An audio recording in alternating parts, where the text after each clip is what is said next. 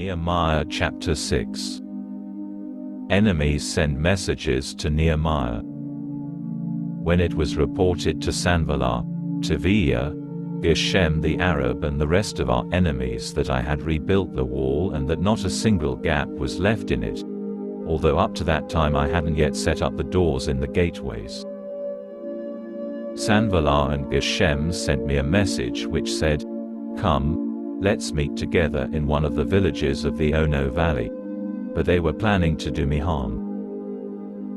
So I sent them messengers with this message: "I'm too busy with important work to come down. Why should the work stop while I leave it to come down to you?"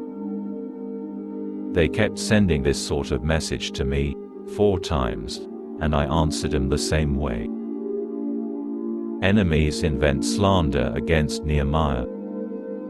The 5th time, with the same purpose, Sanballat sent his servant to me with an open letter in his hand, in which was written, "It is reported among the nations, and Geshem says it too, that you and the Judeans are planning a revolt, that this is why you are rebuilding the wall, and that you intend to be their king," and similar words.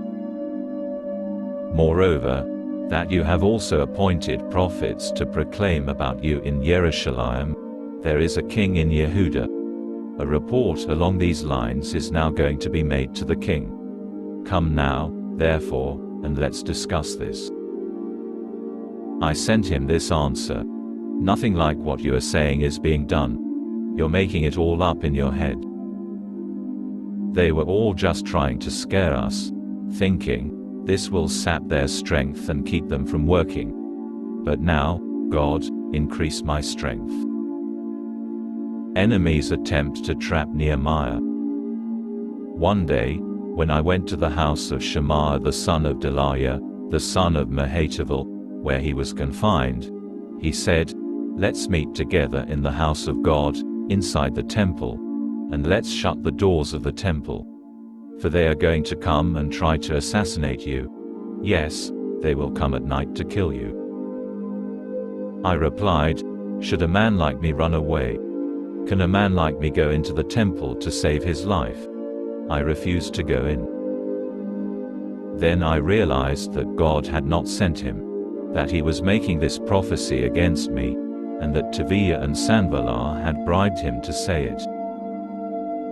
He had been hired to frighten me into following his suggestion and thus sin, so that they would have material for their unfavorable report about me and could taunt me with it. My God, remember Tobiah and Sanballat according to their deeds, also the prophet Noajah and the other prophets trying to intimidate me. The wall is finished. So the wall was finished on the 25th day of the month Elul, in 52 days. When all our enemies heard about it and the surrounding nations became afraid, our enemies' self-esteem fell severely, because they realized that this work had been accomplished by our God.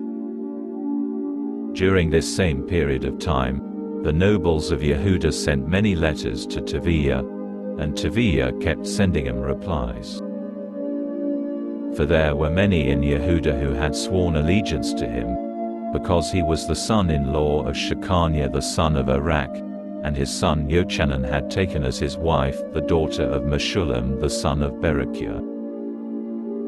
They would even praise his good deeds in my presence, and they passed on my words to him. And Tobiah kept sending letters to intimidate me.